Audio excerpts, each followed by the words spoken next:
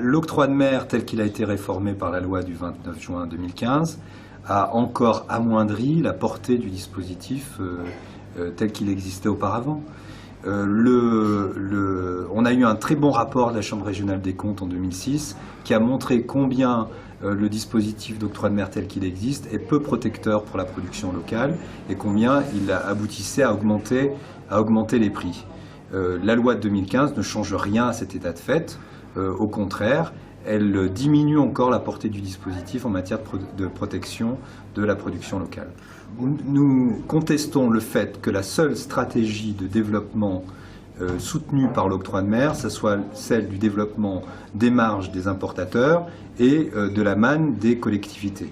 Nous disons que la fiscalité doit servir le développement économique et doit servir le pouvoir d'achat des ménages et la production locale. Alors, comment cet octroi de mer aujourd'hui permet la marge des importateurs et cet argent fiscal pour les collectivités? Tout simplement parce que l'octroi de mer s'applique sur le prix CAF, donc le prix d'entrée des produits à La Réunion. Il s'applique comme un droit de douane et il s'applique surtout avant que la marge des importateurs n'ait été calculée. Vous avez un modèle TVA où la TVA s'applique en bout de chaîne, c'est-à-dire après que la marge se soit appliquée, et puis vous avez un modèle octroi de mer où l'octroi de mer s'applique avant que la marge soit calculée. Eh bien, simplement le fait que l'octroi de mer s'applique avant le calcul de la marge renchérit les marges et augmente les prix. C'est ce que la Chambre régionale des comptes a écrit dans son rapport de 2006. Vous serez, la France aura une liste régionale. Qu'allez-vous proposer pour faire évoluer cet octroi de mer dans le sens que vous souhaitez?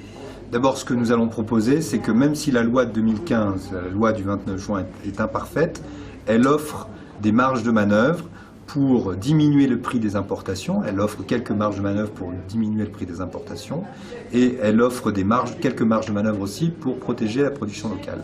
Eh bien, la première chose que nous ferons, c'est utiliser l'ensemble de ces marges de manœuvre.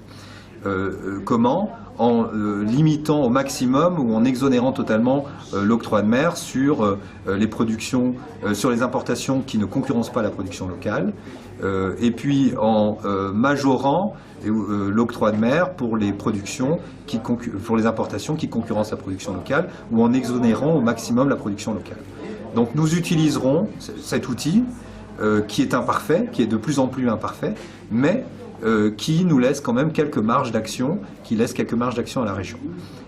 Et puis deuxièmement, dès que nous serons à la région, nous poserons, nous demanderons à l'État et à l'Union européenne de réouvrir un chapitre de négociation sur ce que doit être en réalité l'octroi de mer pour qu'il serve une stratégie de développement.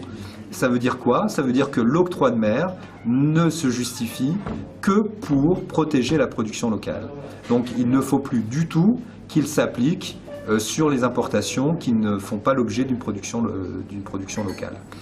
Deuxièmement, ça veut dire que les recettes, dans cette négociation, nous demanderons à ce que les recettes d'octroi de mer servent les investissements, le budget d'investissement des communes et pas le budget de fonctionnement, parce que comme la Chambre régionale des comptes l'a dit en 2006, il y a un phénomène aujourd'hui de dépendance entre les importations et le fonctionnement des communes qui annihile toute politique de développement économique sur le territoire.